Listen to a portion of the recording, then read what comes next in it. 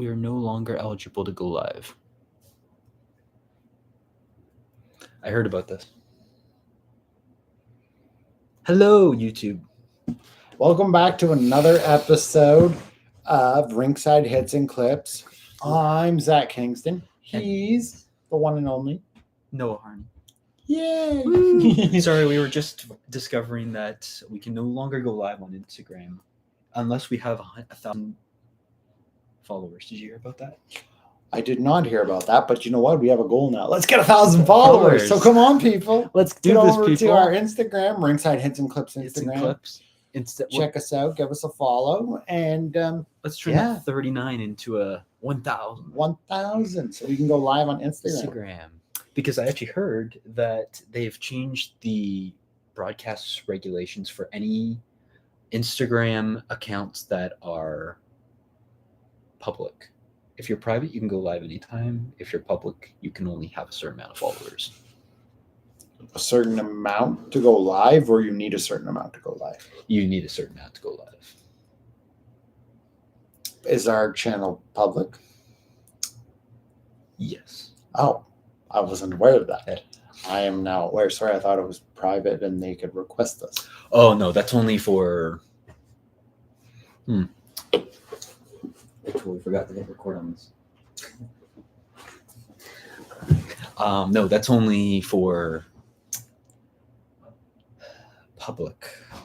I'm learning. Private accounts, you can go live anytime. Public, you can only go live if you have a certain amount of followers. Right. And they just changed that too. No, hey, that's good. I'm learning.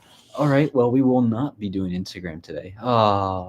Sorry, everybody. Anyways, back to the content. And fantastic hockey content. We were just talking a little bit of the Uxbridge Bruins schedule. Zach, would you like to share the upcoming news of what Bruins fans should expect going into September? So any and all Uxbridge Bruins fans, or even PGHL fans, Bruins schedule has officially dropped for season and preseason. To crack it off, we start tomorrow for preseason. That's the Uxbridge Bruins in Stouffville at the Clippers Arena, and they'll be playing host to the Midland Flyers. The Midland Flyers of the PWHL. My bad, everybody. PGHL. PWHL is Professional Women's Hockey League, which, by the way, there's exciting news in that too, but we'll get there. No way. So, Noah, will you be at the game tomorrow? I will. I will be videographing the game. What are you most looking forward to seeing out of the team this year? I'm looking forward to seeing the entire team. I'm looking forward to seeing a good competitive roster that will bring a championship to Uxbridge, hopefully. But are you talking Cougar Cup or are you talking Schmaltz Cup? Schmaltz. All right. I like your optimism there, Noah. I do. I feel confident. I have confidence in this year's team, building off all the success that came out of last year's team, plus adding. Because obviously every year, people come and people go for different reasons. Yep. And so this year, I feel confident that the team that goes out there is going to be some of the best talent that was available and willing to play for the Uxbridge Bruins, because there's nothing like playing for the Uxbridge Bruins. It's truly one of a kind, community, close team, and our fans are a world-class fan base. They are. You know what? They will show up, and they show up in the big moments. They do. And that place gets rocking in the playoffs. Oh, it does. That gets Remember that rocking. series versus Port Perry? That was fun. The rinks get rocking. So Bruins fans, be ready to tune in. Take on the action. Nice. I am looking forward to seeing what's with the goaltender situation this year. I know Robbie Demiria is still with the team, and he will be, I assume he will be the starting goaltender. But last year they kind of ran a tandem duo. Do they run that back again this year with whoever else they bring on? or do they run Robbie as the starter and then whoever else is like the backup kind of plays like a couple of games throughout the season, or does he play if they have like a back-to-back or if they have a 3-game weekend? It'll be interesting to see how they kind of split the time. Yeah, because I know that Trevor was mentioning that there was kind of a 50-50 split between Eamon Callahan and Bobby Demaria. Right. So it will be interesting to see what kind of goaltenders they're going to bring, or what goaltenders they're looking for. Maybe exhibition is an opportunity for the Bruins to see what's out there. Yeah, I mean, we'll find out. Yeah, I mean, we'll find out tomorrow. We will find out tomorrow. Because I'm sure we'll see some talent on display tomorrow. And then it'll be interesting to see the new players that they have acquired, what kind of aspect they bring to the team. I mean, obviously the team feels that they have something to offer. Otherwise, they wouldn't be bringing them on board. But it'll be interesting to see how it all meshes together. It will be. And then just the experience from a bunch of guys who are returning from last year. Yes, we have. Well, we have. Have we learned it's Jack Kemp? So it's either Jack Kemp or Luke Kemp who is returning to the Bruins. I believe it's Jack Kemp. Believe it is Jack Kemp. Jack Kemp. I could be wrong about that, but I do believe it's Jack Kemp who is officially returning to the Bruins. Because I think I saw Luke Kemp was going to play for another team in B division or something like Junior B equivalent, Junior B. Which is like another league in Ontario. Isn't that fascinating? The Bruins have a couple of home and homes coming up for preseason. They will be playing the Midland Flyers tomorrow. Yes, they will. And then a week from tomorrow, they will head up to Midland at the Midland Arena to take on the Midland Flyers. And then following that on Tuesday, August 26th, the Bruins will be in Stouffville, not at the Clippers Arena. Remember, there's 2 arenas in Stouffville. I know it's a bit confusing, but there's 2 arenas. There's the Clippers Arena, the one behind the Longos, if anybody knows what that is. And then there's the Stouffville Arena, which is the older arena on 9th Line. Where the Stouffville Spirit play? Maybe. I don't know. I could be wrong. Anyways, the Bruins will be playing at the Stouffville Arena for that game, where they'll be hosting the Clarington Eagles. Yes, we are very familiar with Clarington. I'll be interesting to see, because I thought Clarington wasn't as strong last year as they've been in years past. I didn't think they were either. And I'll be interesting to see what kind of a team they put on the ice this year and how the Bruins match up against them with the new additions and veterans returning. Yes, who they're going to So it'll be interesting to see on that matchup. Then on the Thursday night, the Bruins will then head down the road to the Garnet B Recreation Center to take on the Eagles in Clarington. Once again. And then our last exhibition game is going to take place against the Northern Crothers team of the Aurelia Terriers. The Aurelia Terriers, and that game is going to take place on September 2nd up in Aurelia. Up at the West Aurelia Sports Complex. Fantastic. No, there's lots of exciting preseason hockey. So if any Bruins fans are out there, or even just PGHL fans in general, come on out and cheer on and take in the action. It should be some exciting hockey. We'd love to see you out there. That does it for preseason games like that are separate. And then we start to roll into the preseason tournament. And now we're talking about the Alliston tournament. Yep. Of course, it's hosted up in Alliston at the new Tecumseh Arena. Yes. So, Zach, explain a little bit of what the Alliston tournament is every year. Basically, it's been going on for as long as I can remember. It's been going on for a while, but Alliston every year throws together a tournament. So Alliston is the host team. And a bunch of teams from across the PGA. Well, like every team from the PGHL it's open to them. Yes. Every team in the PGHL could. Do you have to qualify? Sign up, I guess. You have to sign up. You have to sign up, register, and then there's like a small fee. Oh, okay. I don't remember what the fee is, but there is a fee. And then from there, matchups are drawn up, so you're guaranteed a minimum of 3 games. Okay. And you could be playing teams from other divisions. You could be playing teams from within your own division. It just depends year to year because some years some teams go and other years some teams don't go. They don't go, yeah. So, for instance, to start off the Allison tournament, the Uxbridge Bruins will be playing the Little Britain Merchants. Our home opener team. Yes, that'll also be the team featured in the home opener, which I'll come back to that. Yes. Then we'll also be playing the Midland Flyers again. Once again. In Alliston. And then on that same day, which is now a Saturday, we'll be playing the Derby, Streetsville Derbies. Streetsville Derbies. And then depending on how you do from that, you are usually guaranteed 2 more games. Then if you win both, you will then get to the second game. Usually, I don't know, it could be a third game, but it's usually somewhere in there. There's the championship game. That's right. And the prize, if you win the tournament, is the bragging rights of winning a trophy. But then you also get some money back. I don't know if you get your full amount of money back for your like registration fees, but the winning team does get so much money back. Oh, that's nice. Reward. Yeah.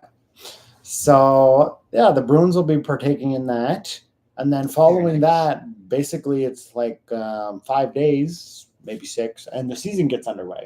That's right, and it starts against the Little Britain Merchants, as you mentioned. At home. At home. The season for the Bruins officially starts on September 18th, mm-hmm. and that's against the Clarington Eagles at the Garnet B. Rickford Complex down in Clarington. And that's on Thursday, September 18th. Thursday, September 18th. The following night, the Bruins will open their home schedule as the home opener gets underway at the Bear Den, which will be newly renovated and remodeled. Yes. And we'll be taking on the Little Britain Merchants. Little Britain Merchants once again. And have you had a chance to check out the new facility renovated arena that has taken place here? No. I got a sneak peek of early renovations one day when I happened to be over at the arena for something. But I have not been in the arena since that time, so I haven't seen any new progress. But as far as I know, everything is on schedule, obviously. Otherwise, our first home opener game would not be scheduled for the Uxbridge Arena. That's right. And yeah, I went over and they had all the new paints of glass in. The net was still hanging, but they're removing that for potential. You were wait. You were in the arena since were the renovations done? Or they were 98% done. Wow. New boards are in. Do you like the look of the new boards? I love the new look of the boards. All right. The seats that used to be Port Perry green are now Uxbridge Bruins black. Oh, interesting. And yeah, all that's left now to do is put the ice in. Not going to get into that, but I will just say that the ice in the Uxbridge Arena doesn't go in usually until that very last week in August or even the early first week of September. That's the reason that all the Bruins preseason games are held in Stouffville. I'm not getting into any more on that, but that's all I will say there. I did not know that. As to why, I don't know, but that's just what it is. That's why all of our games are in Stouffville. It has nothing to do with availability. It's that the ice doesn't get put in at the Uxbridge Arena until very early in September or very, very late in August. Last minute decisions. Right? Yeah, so it should be interesting. And then, you know what? Opening weekend doesn't get much better than finishing it off with another great matchup. Come on out and cheer on your Bruins. It's literally 10 minutes from Uxbridge for most fans. If you head down Reach Road, as the Bruins will be hosted for the Port Perry Lumberjacks home opener. And that's the first time they're going to take on them since last year, round one, when we unfortunately went out in game number 7. Game number 7. Which was also the game we had the incident with the player being injured. Yes. Which was a bit scary, but the player is recovered and didn't really have any long-term side effects, so it's a good thing. And he'll be back on the ice this year, so we'll be excited to see that. That will be great. Mm-hmm. And who would be the next opponent that we take on after Port Perry? I believe it's another one of our. So following the Port Perry game, it'll be the following week. So this is a scheduling note. So make note of this in your calendar if anybody out there is watching. That the Bruins will not be playing a home game week 2. So week 1, they open against Little Britain at home on the Friday night, 7:45 at the Bear Den, which will be newly renovated. Look forward to checking that all out. But week 2, the Bruins are on the road Friday night to take on the Georgina Ice. The Georgina Ice. Now, they are also the team that also plays on Friday nights at home. Yes. So that's one to mark in your schedule. Anytime there's a Georgina game, make sure you check, because it could be that we're on the road on a Friday night. Yes. You don't want to show up to the wrong arena. You do not. However, the vice versa is true. It could also be that some of the games are in Uxbridge, because we do play Georgina in Uxbridge too. That is very true. Yeah, so it should be a great start to the season. I mean, there's 3 good games to really kick off the season. Doesn't get much better than Clarington, Little Britain, and Port Perry to start the season. Even better. And then following that the next Friday, we head right up to Georgina to take on the Ice. So yeah, it's going to be an exciting start. It certainly is. And what can we expect from, I guess, a division perspective? Like, do we see the Bruins? How far do we think the Bruins are going to get in the season standings? So I have predictions on this. I think Georgina this year, is the team to beat. Oh, over Clarington. Over Clarington. Oh. I am making that prediction. This is my opinion here, that I think Georgina Ice is going to be the team to beat this year. Wow. Clarington may surprise me, but I think the Georgina Ice may have the formula this year to be top of the Orr division in the PGHL. We will see. I might have to take that clip of this video. Yes. At the end of the season, you'll have to show me this video again. But I think you'll definitely see Georgina and Clarington up at the top. The wild cards in all of this, if you ask me, is going to be the Bruins. The Bruins. The Bruins are a big wild card. Yes. You do want to avoid that first round bye, though. Yes. I mean, we're not trying to get the wild card spot. We're just wild carders in. I don't know how this team's going to turn out this year. Like, I have high expectations, but last year was a success in the terms of how we started and where we ended. It was. But this year, in order to consider it a success, we have to grow from there. We do. And so it'll be interesting to see what happens there. Yes, one team to keep an eye out for, and I think they're going to be sneaky, is Port Perry. Watch out for Port Perry. Yes. I may remind everybody that they now have Eamon Callahan on their team. Oh, that's going to be a great visit back to the Bear Den for him. So watch for Port Perry to be sneaky. The other sneaky team I would keep an eye on is the Schaumburg. Schaumburg. They have a way of being sneaky and going a little bit unnoticed. And for me, if Caledon can find a way to win some games, I would give them credit. That's a success. That is a huge success. The last couple of years, unfortunately, it's not gone their way. I mean, they've had games where they played very well, and there were some close games that I think they had like 1 or 2 wins in the season. Yeah. But if they can crack 10 wins, that's a success. That's a huge success. And, you can't always forget about the Little Britain Merchants. Oh, no.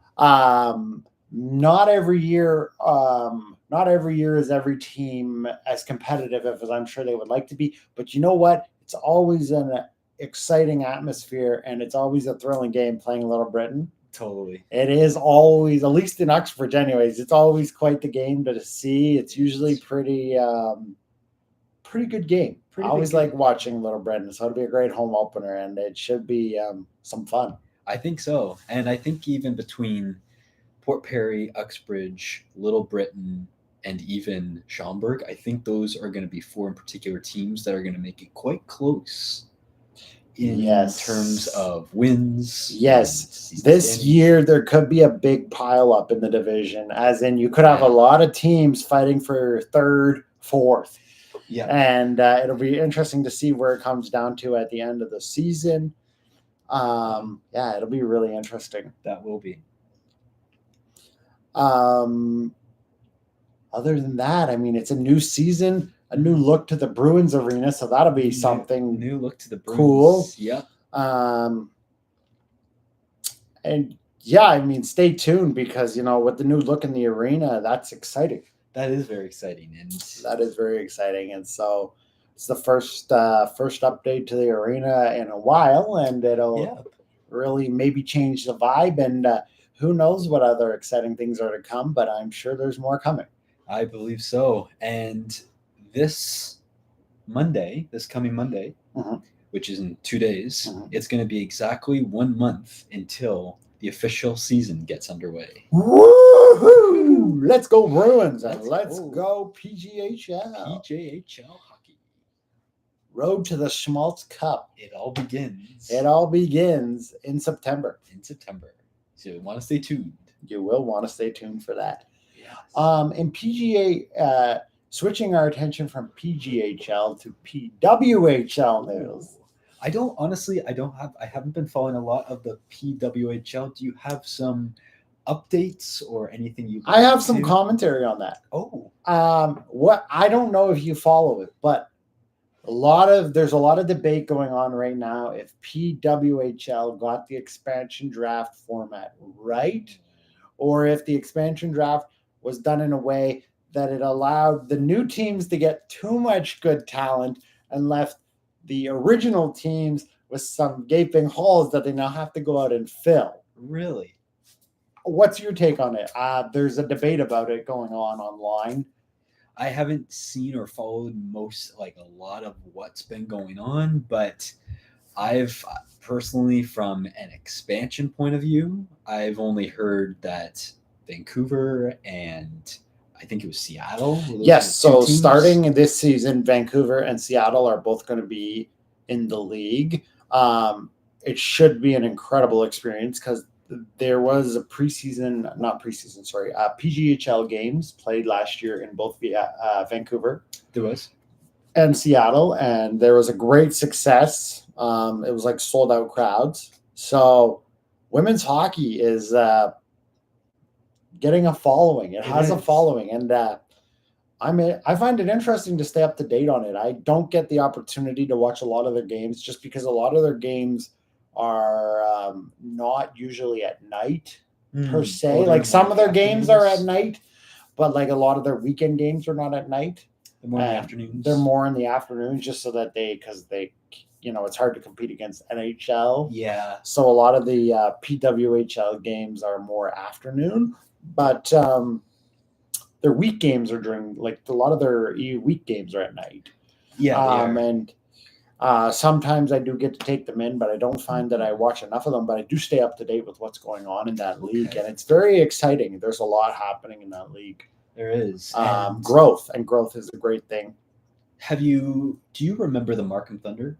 They used to be the women's hockey team before, I believe it was a smaller women's hockey league. It was there, yes. So the Markham Thunder, didn't they then transfer to China, or was it Calgary? They were part of the women's hockey league when it was like the professional it was like the Professional Women's Hockey Federation or whatever. I don't recall. When there was like Toronto and Buffalo and I do remember there was Calgary. Yes. And right, it was like Calgary, Toronto, Montreal, Buffalo, New York. There was it was like 6 teams, but it never really got the fanfare that the PWHL has, and it never really had it didn't seem to have the financial backing and real interest that this league now really has. In a lot of markets, like in Minnesota, for example, they play in the NHL arena. And they fill XL that Energy Center. XL Energy Center, and they fill that on a weekly basis for their games. They fill that place. In Toronto, they play still at the AHL arena just because of scheduling with Scotiabank for other reasons, whether it's Raptors or Leafs. Yeah. So they're down at Coliseum, Coca-Cola Coliseum. Coca-Cola Coliseum. Home of the Marlies, but also home of the Scepters. Scepters. By the way, I love their color of their jersey. Oh, yeah. It's like a blue and yellow. I love that. It's like, it gives me like the vibes of the Vegas jersey. The Vegas jersey? Nights. I love their jersey. It's so like sparkly, colorful, and bright. And it's like, it just screams like, I love it. I love it. Same with the Seattle jersey, Oh, I the love the Kraken Seattle jersey with the Kraken. blue. I love that. I find that teams are very much feeling like they can branch out more and get into a little more of brighter, less traditional Brighter. hockey colors. Because right when you think of traditional hockey colors, you've got your blues, your reds, and your blacks and your whites. But now teams are going into these lighter blues, these sparkly golds, these sparkly reds, these bright reds, these bright colored jerseys, and I really like the way that it's going. And purple, like in the case of Minnesota, you got purple, and it looks fantastic. A lighter purple, And darker purple, that orange. awesome green that the Boston Fleet wear. Oh, I know that one. That's like I just love the color scheme of their jerseys, and I think it's phenomenal. So me too. You know what? If I've got to say, one thing that the PWHL is doing very well is marketing, fan experience, yes, and merchandising. Absolutely, they are killing it, if you ask me, in those categories. And I think that's great because the league is really setting themselves up for success. Success. That's always what you need. The one area where I would like to see them make some changes is the playoff format long term. Like, I get it. It's a small league and they're just starting out. But I would love to see a deeper playoff format. Oh, for sure. Down the road. Because the way it is now, it feels really short to me, the way their playoff format is. And I would love to see it go a little bit longer just to get some more of that rivalry, but also to build more excitement. For sure. But I do really like it. It's just that the only thing that I would say is they got to work on the playoff format a lot. But other than that, they are just killing it. The league is doing everything right. It's fantastic. But back to the expansion draft. What are your thoughts on it? Because basically, I'm really impressed that they went out west. I think eventually they might bring a team into Alberta somewhere, whether that's Calgary or Edmonton. Right. I think in Canada, I don't think you have a problem finding markets. I mean, PGHL PWHL, not PGHL. PWHL, in my honest opinion, is one of those sports leagues that I do believe can actually thrive in smaller markets too. Definitely. So for me, if I'm PWHL, if I'm looking to start a trend, I might be looking at cities like Halifax, or even cities in like North Dakota. Oh, North Dakota. Or even in smaller cities in the U.S. So I'm thinking like Oklahoma. Like, I'm thinking like they might, just because of their popularity and just because of like how they've kind of taken the hockey world by like storm, that I think that they could be very successful in a smaller market and actually do very well. And it might open the door down the road for other teams to see there is opportunity in small markets if you do it right and do your proper research and market it right and really get the community involved. And I think too, if you compare it to the WNBA, think about those smaller franchises and you can work around them too. Right? Like, okay, in the WNBA, you have the Fever. Yes.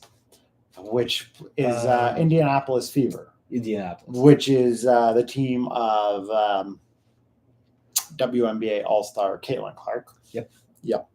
And then you have like New York and Vegas. And Seattle. Coming... I think Seattle's coming. Seattle is coming, as well as Toronto is coming. It doesn't sound like that's this year, but next year, the Tempo.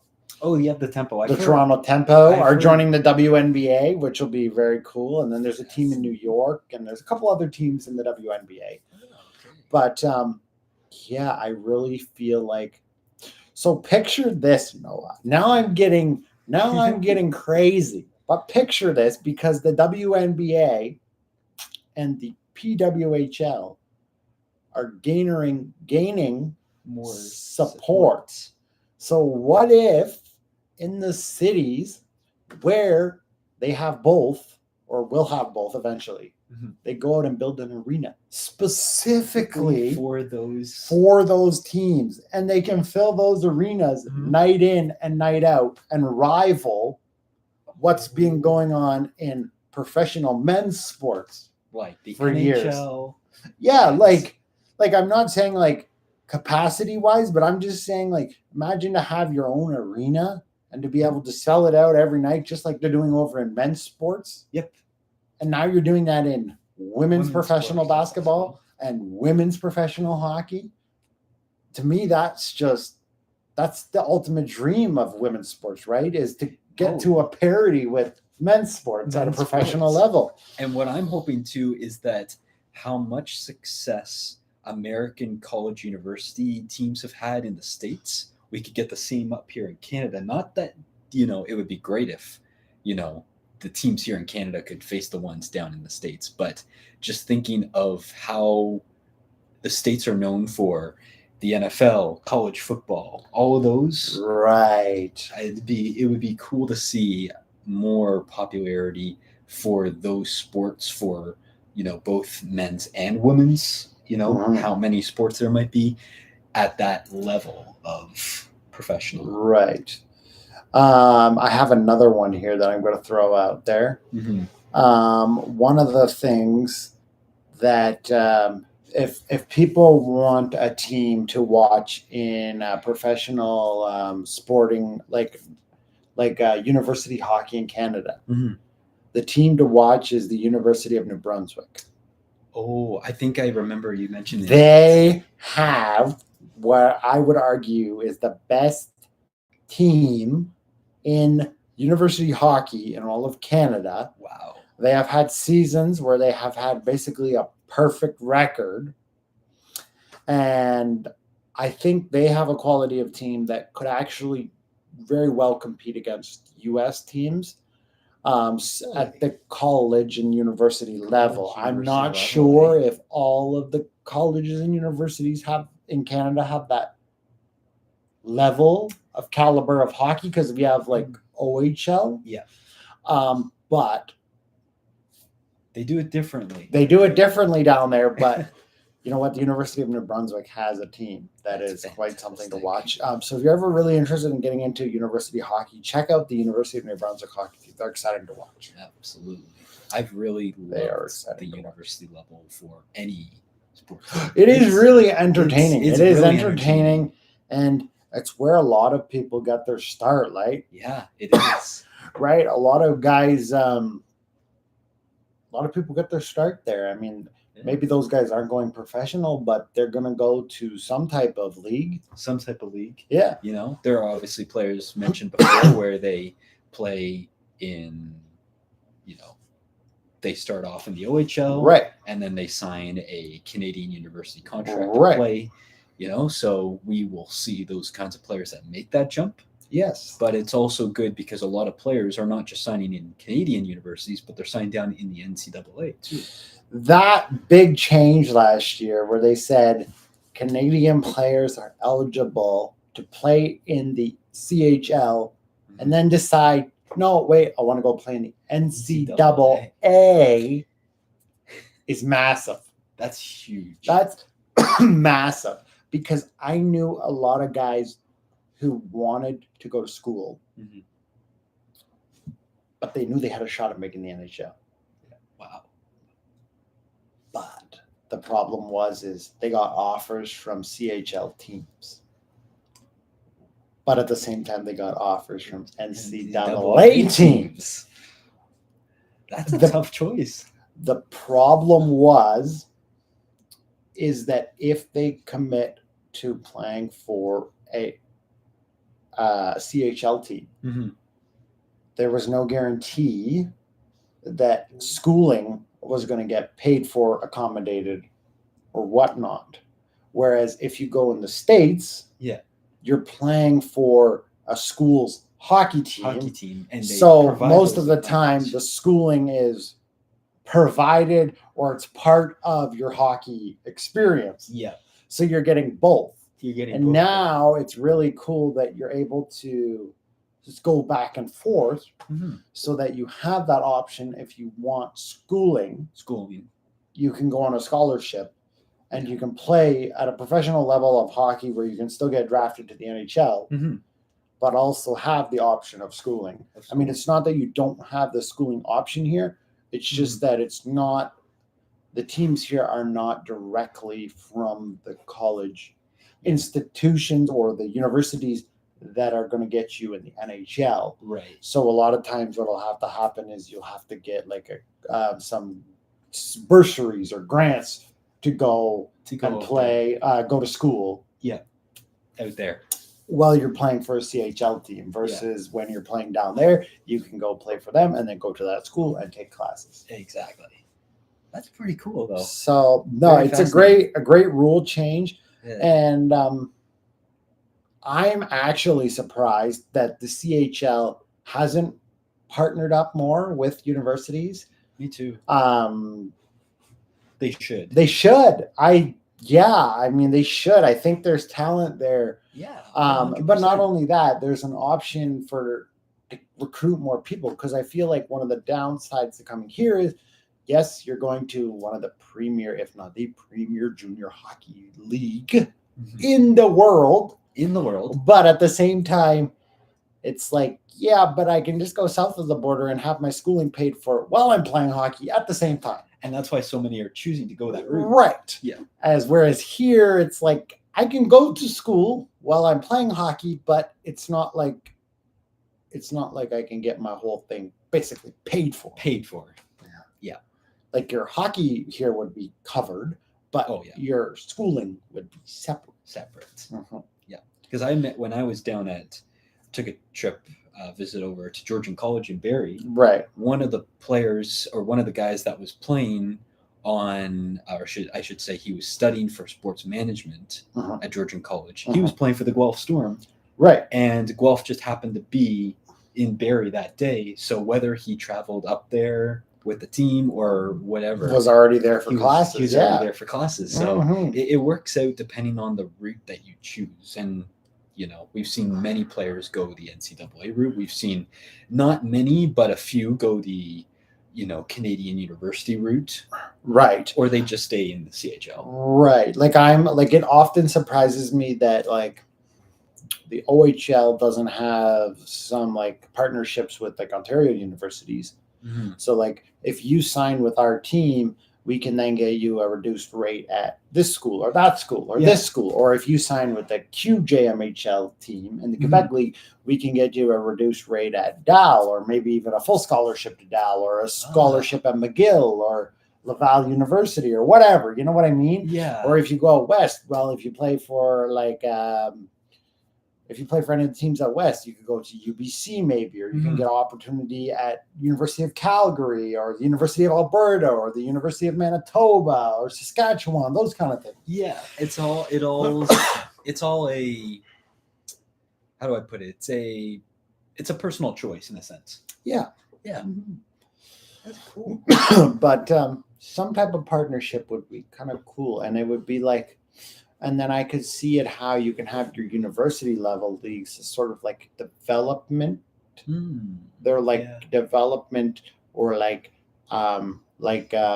farm systems. Farm systems, eh? Does that make any sense? Yeah, it does. Right? Because guys who go and play for, say, Guelph.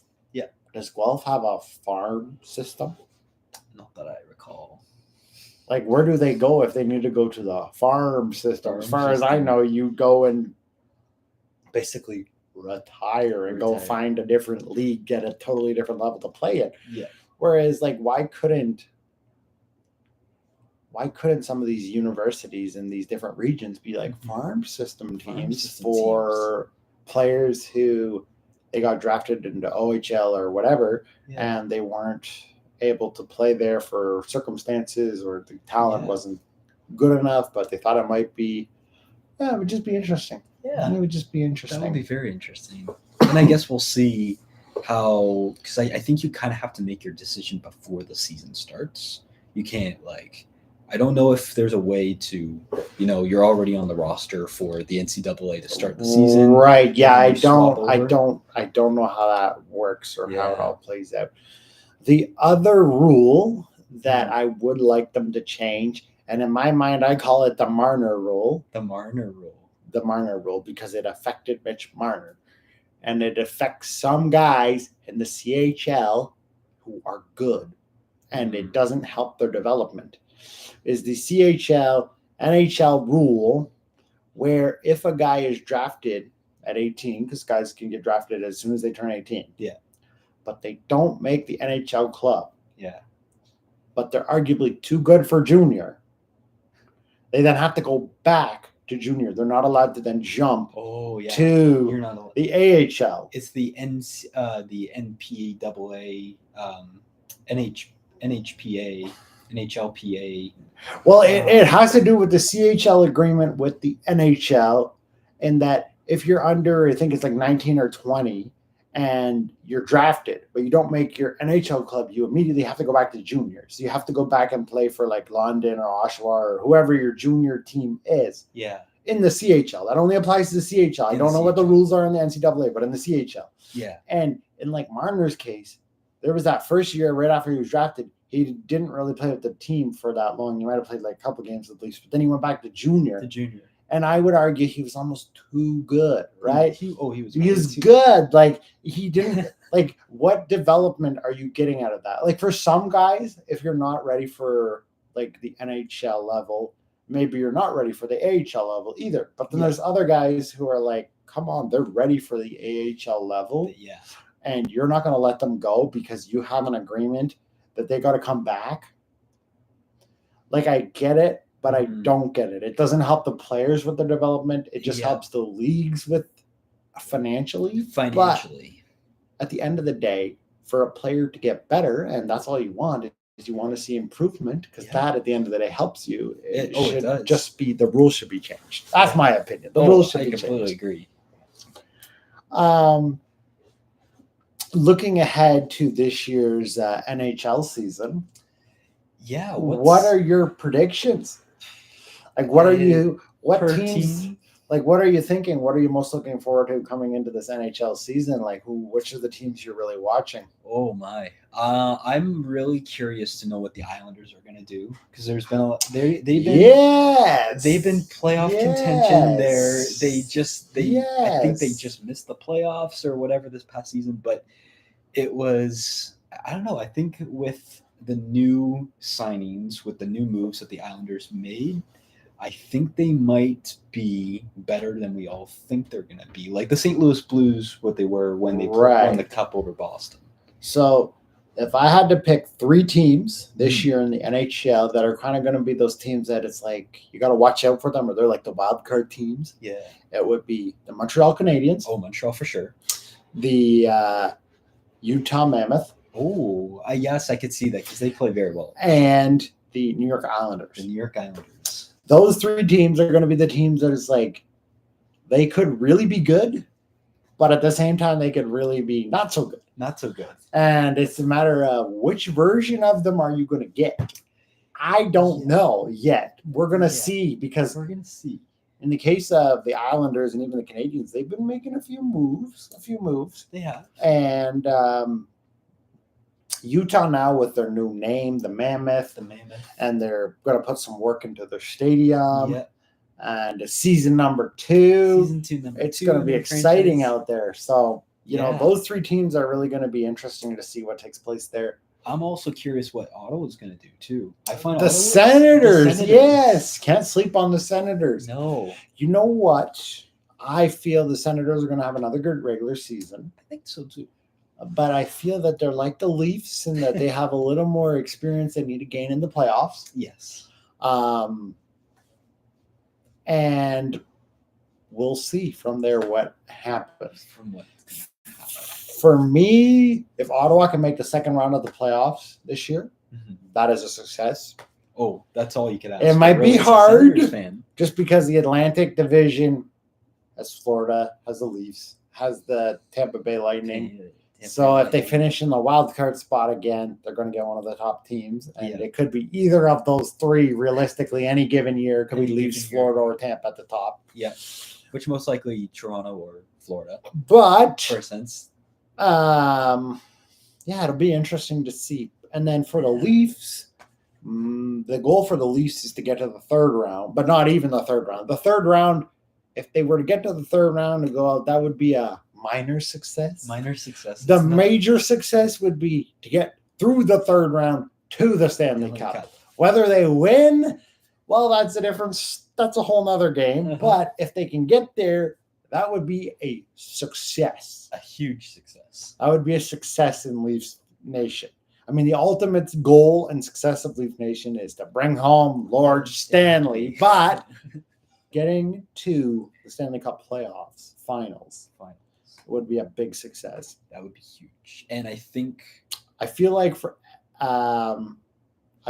though there's other teams where if they don't go back there, it's an immediate disappointment. That's a huge disappointment if they don't. And we can't be having any of this 7-0 blowout stuffs in game sevens. I don't want to see that because I find that's not very, I don't want to say professional, but I find those blowouts are not really fun to watch if you're on the opposite end. No, they're not. The one team who I feel like is in a tough spot is Edmonton. Yeah, because they got to figure out their goaltending for me. Yes, they do. The other thing is they've been so good that their success marker now is if they don't make the Stanley Cup Finals, it's a failed season, theoretically. And then, okay, so they make the Cup Final. If they lose in the final again, it's a success, I guess. But at the same time, is it really because you didn't grow, right? You didn't get to that next step, which is winning. So, okay, it's great. You got to the Cup Final, so your season wasn't considered a failure because you've already been there and lost twice. Yeah. Yeah, so that'll be interesting to see because, like in Florida's case, it would be understandable if they don't win again because it's very hard to stay on top for a very long time. Yes. Oh, now, I do think they're going to be very competitive and do have a possibility at a three-peat. I'm just saying that they have the possibility at the three-peat. But in Edmonton's case, you've been there, you've smelt it, but you can't touch it. You can't. So that would be a failure if you don't get to touch it. I mean, it wouldn't be a total failure if you make it back to the final again. No. Whereas in Florida's case, it's like, okay, we won 2 years in a row. Great. We didn't win this year, but we were competitive and we really tried to get back there. Mm-hmm. But in Edmonton's case, it's like, well, we got there, we never won, and now we didn't even make it there. It's like, ugh. Oh, here we go again. Right? Yeah. So Edmonton's in a tough spot. I mean, they got good fans, so the fan base is with them. Oh, but 100%. Just from if you're looking at it from a success and if you're looking at overall success of the season, they're in a tough spot. They are in a tough spot. Because the only really way they can be successful is to go out and win it. Yeah. At the same time, they can't, if they make the finals again, they can't get any worse than they already were. Yeah. Oh, I know what you mean. And doing both of those is very hard. That is very hard. Getting to the finals is hard. And then let alone winning is even harder. So it's more likely that they fail at both. And then if that's the case, that's considered a failure of a season. And the goal every year until you win, because then ultimately after you win, you're going to have to rebuild at some point. Yeah. The goal every year is to get there. It's so mentally draining when you get so close and you just can't get it. You can't get it. Well, can't get it. The first year Edmonton made it, they got past Vancouver. The second year, they couldn't get past LA. That's right. Or sorry, LA couldn't get past them twice. That's right. And so you think about it, if it was Edmonton or LA who got past Edmonton or Vancouver who got past Edmonton, would it be different? Would we see the same roster for Edmonton? Obviously, we wouldn't see back-to-back Stanley Cup finals. There would be changes in Edmonton. Oh. And I think you would see a similar scenario as to what took place in Toronto, in that they would be thinking that they have to change up they can't spend all this money for a core group of people, and they have to switch it up a bit. Now Toronto did in trading Mitch Marner. Yes. Now they still kept 3 out of the 4 guys, but they re-signed John Tavares at a lower deal, so it's a lot cheaper. And Nylander is Nylander. He's on the radar next. He's on the radar as in like he's actually impressed me the last couple of years. So the fact that they signed him again there to whatever, it was like $8 million, 11 years or some odd, whatever. That was a good deal. I have no problem with that. Okay. I love Nylander, and he actually was one of the driving forces in our playoff run last year. If it wasn't for him and John Tavares, like we wouldn't have had the success in the playoffs we did. Not at all. So, yeah.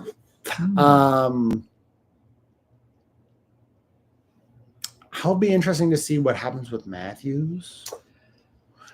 Like, not necessarily Does he stay? Right. That's where my head's going now. It's because okay, Marner's gone. So now everybody's attention shifts, right? It's no longer following Marner because he's with Vegas. So now is it going to be tracking? And Johnny Tavares is not making nearly the money. So you can go out, you can have your opinions on him, but if he's taking a cheaper deal now, it's harder to criticize him as much if he's the one not making nearly as much money. So now it's looking at Matthews and Nylander, and in my mind, some people don't consider them apples to apples. Oh no!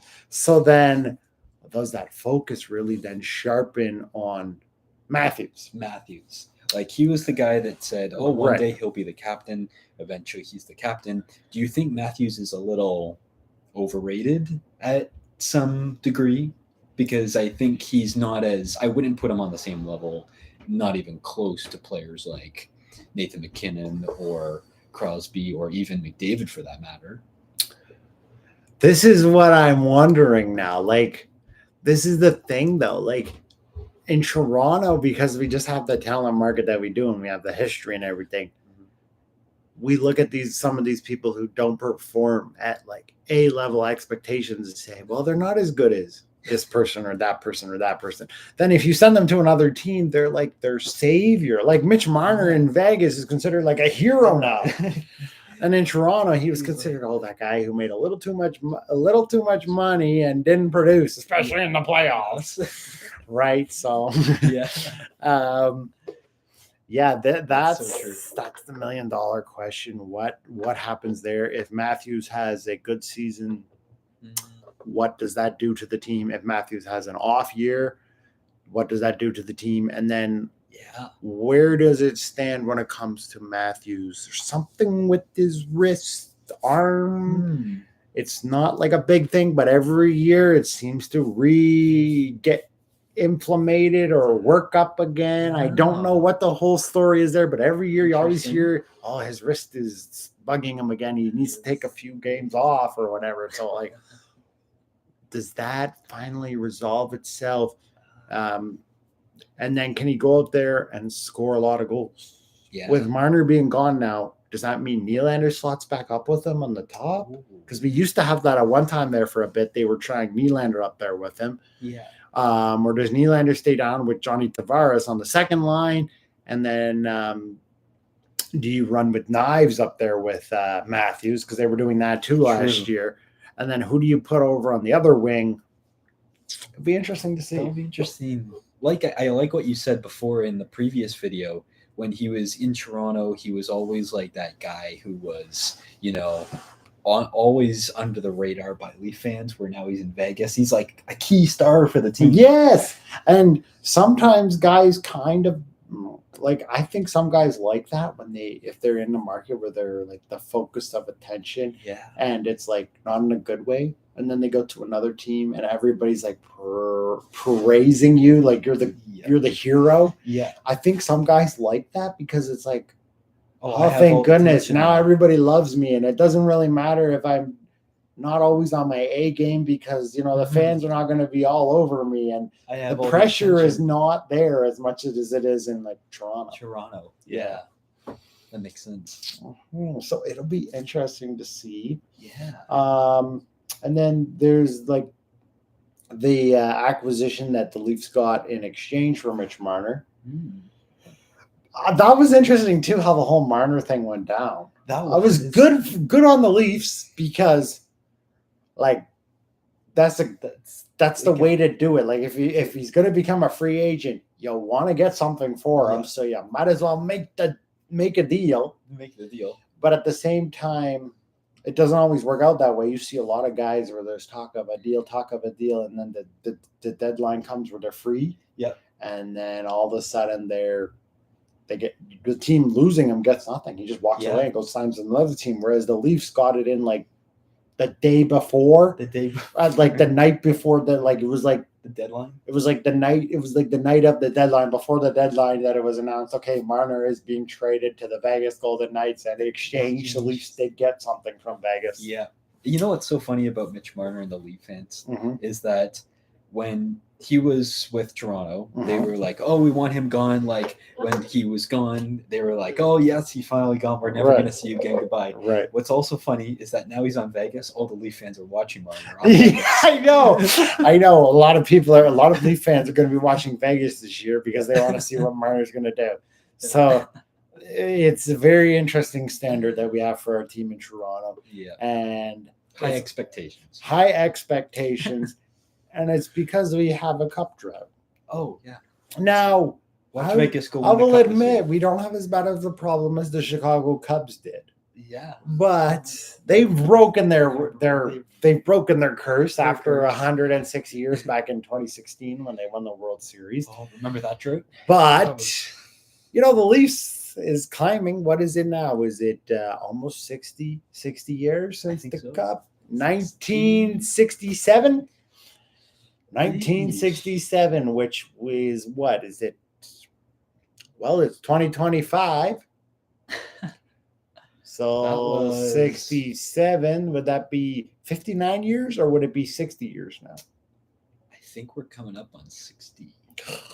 It's climbing. I know 40 years more and we'll be very close to where Chicago was, but And you know what I heard? That they were going, I think the Leafs have the next 10 or 20 years to win the Cup, or else the name that's sketched on the Stanley Cup for the Leafs in 1967 is going to be put in the Hockey Hall of Fame. It's no longer going to be on that right. trophy. Their name is very close to coming off the Cup. That's how long it's been. That's how long it's been, because after so many years, the Cup size never changes. They just take the layers off. They keep shuffling up or down. Yeah. And then once it gets so far, then they take those layers off and they go in the Hall of Fame. Yeah. So, the Leafs got to get winning the Cup. I mean, before the world ends. Before the world ends, please. Before my dream is to see the Leafs win the Cup at least once in my lifetime. Are you going to be at the parade? If they win, I will be at the parade. Oh, were you at the Raptors parade? No, I wasn't. Oh, I'm kind of glad I wasn't, in a sense, because of the chaos that ensued that day. A lot of chaos down there. I was down there. I mean, I know there will be chaos if the Leafs win. Like, think of the Raptors and multiply that by like 20. But, yes, if the Leafs win, I will be at the parade. That's excellent. Very interesting. Yes. You have anything else you want to add? Well, we've hit our almost 1 hour mark, so I should say maybe we should wrap this up. Yeah, why don't we wrap it up? It was another great episode there, Noah. Great episode. Thank you. You're welcome. Thank you. Do you want to go ahead and confirm or deny any upcoming episodes or upcoming interests? Well, I will leave one of them for a bit of surprise. All right. Okay, we're not confirming or denying anything, but definitely more content's coming. There's more videos. We always got more content coming. There's a gaming video coming out, though. Yes. So stay tuned for a gaming video with hockey, obviously hockey related, as this is Rink-Side, hits and clips. And you know what? Stay tuned because you'll be interested to see. And more hockey is coming. It's right around the corner. Almost a month away from PGHL season starting. Come out to Stouffville tomorrow. Come out to Stouffville, cheer on your Bruins if you're a Bruins fan, or cheer on Midland Flyers. Midland Flyers. And Streetsville Derbies, whoever you choose. Yeah, whoever. And the the NHL season will be starting eventually. Yep. And then the PWHL season will be starting eventually. Hockey season is coming, or as they call it in The Bundesliga. as they call it in Canada, fall is coming. Fall is coming. But you know what? That's hockey season. Summer might be ending, but Hockey is just starting. It'll be another exciting season. Yes. Any last takes for you, Zach? Any thoughts? Anything that stands out to you? All I will say is stay tuned because we have a surprise coming for you. Yes, we can. And we hope that you quite enjoyed our interview with the Bruins General Manager, Trevor Cox. Thank you, Trevor. We want to say thank you very much to Trevor for his time. And we look forward to bringing more surprises in the future. Stay tuned. Ooh, yes. And with that, why don't we say thank you, everybody, for tuning in. Bye, and we'll see you next time here on Rink-Side Hits and Clips. Thank you to our one viewer who tuned in. We appreciate you. Goodbye. Bye.